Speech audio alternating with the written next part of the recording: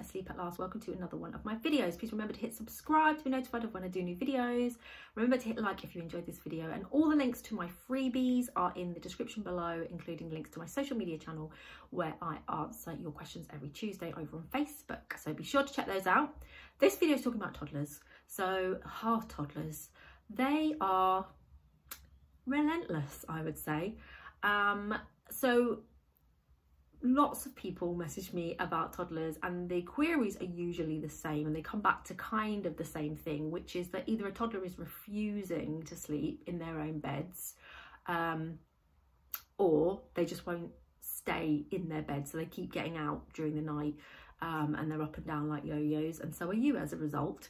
And people are just so confused as to why this is happening. Sometimes your toddler has previously slept really well and this has come out of the blue all of a sudden.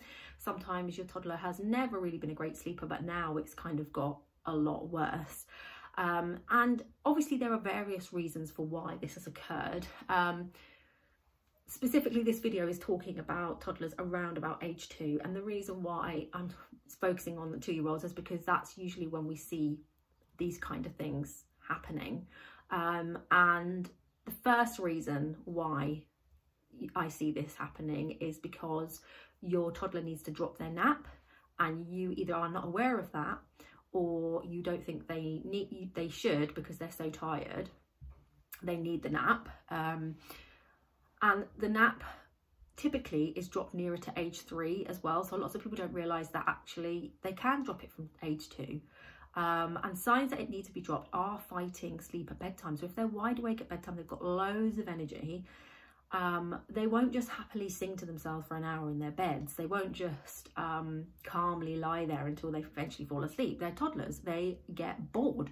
They want attention. So they will fight for that attention. And the more energy they have, the more they'll give it in terms of fighting it and craving that attention. So if you've got a toddler who is not falling asleep until 8:30, 9 o'clock in the evening, and they are having 1.5 to 2 hour nap during the day, then you need to cut that nap back.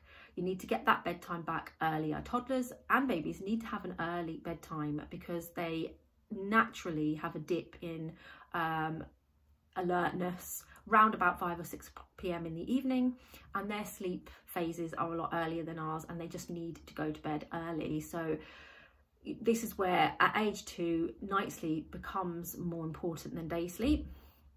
Or to be fair, it's always been more important than day sleep, but the naps aren't quite as important as they used to be. So cut the nap back. If that doesn't make a difference, you might need to cut the nap completely and bring bedtime earlier as you do that, because obviously they'll be exhausted if they're having less of a nap or they're not getting a nap at all, and they previously were. Yes, they'll be tired, and yes, you'll have bad behaviour during the day, and yes, they might crash at 4 or 5 o'clock and end up falling asleep in front of the TV. So it is a really tricky transition. I do have a video about dropping this nap, so please go and check that out. I'll link that here now. Go and check that video out if you think this could be the issue for you. The second reason I see this happening is because parents have taken them out of a cot too early. So very often they seem so grown up age 2, and you want to make their, they maybe they've started fighting sleep a bit, and you think, oh, is it because they don't like their cot anymore? Let's get them a big boy or a big girl bed, and that will help them. So you do that, and things improve for a couple of weeks, and then they get worse because the toddler realizes, I'm free, I can escape. And toddlers don't have much impulse control before age 3, which means that getting in and out of bed is a hilarious, fun game. And they will do this a lot. So if you can, keep them in the cot, or put them back in the cot. If that's unavoidable because you've got another child and you need the cot, you might need to put a gate on the room, and you might need to treat their room as a cot. And that's more difficult because obviously they can still get hold of things in their room. Often they'll end up conking out and falling asleep on the floor as well, but it does work. So you might need to take a few things out of the room, things that they can get their hands on, anything that's going to hurt themselves, that's going to hurt them. And it's all about control. You need to kind of try and get some of that control back from them because they feel like they've got control at the moment and they're running the show. So a gate can really help with that. And picking a method as well, picking a settling method that you are comfortable with to teach them that you haven't abandoned them, that you are with them, you are there to reassure them, you're there to help calm them down, but you are not stimulating them and you're not giving them too much engagement. and you're boring them basically. So they just eventually either fall asleep on the floor or take themselves back to bed, because there's no other option. It's when we start engaging with them, like talking to them, asking them what's wrong, and giving them, you know, the fifth drink of their, you know, if they've been asking for a drink 5 times, giving them a drink, letting them have another wee, letting them have another story. That prolongs things, it stimulates them, and it gives them a second wind. So you need to avoid all of that, be really consistent in how you're reacting to it, bore them, and eventually they will learn there is no other choice but to go back to sleep. The third reason for this around age 2 is there is a sleep regression, and it's linked to speech. So if previously your toddler wasn't saying very much, you are probably going to come across a flurry of words now, and that does cause the sleep to be disrupted. They start fighting their naps, refusing their naps, messing about at bedtime, and the key to this not becoming a big problem is to, again, stay consistent. Don't start doing something that you weren't doing before. Don't start taking them downstairs, because a couple of nights of that's it. They expect that every night now. Don't take them into your bed, because you might find you're stuck with them in your bed permanently. And I get it, toddlers' tantrums are distressing. Some of them really scream. My own daughter, my youngest, she really screams like she is being attacked or something. It's quite disturbing.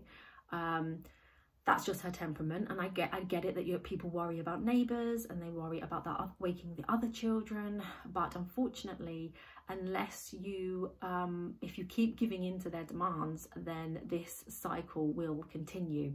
So it's kind of like short-term pain for long-term gain.